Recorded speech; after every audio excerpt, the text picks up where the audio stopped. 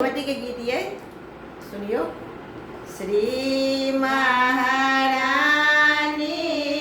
जे महिमा आगम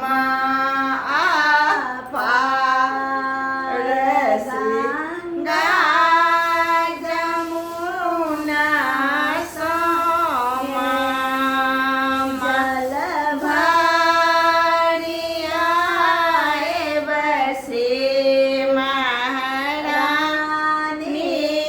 जे आके चरण देवा हम पखारी। श्री महारानी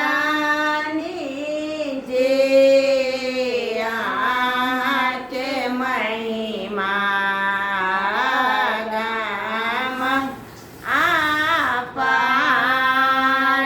मलिया फुलवारी सोया फूल लोरिया बसे महारानी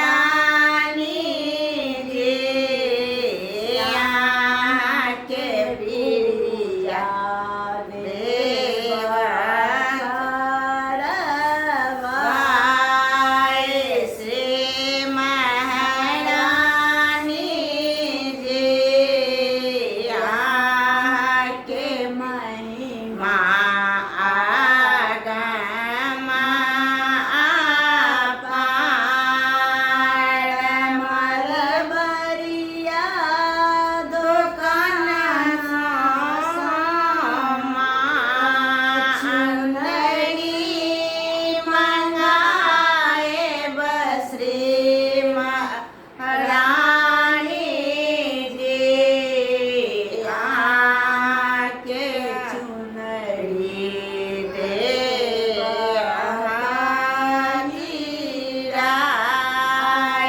श्री महारानी जे आके महिमा गम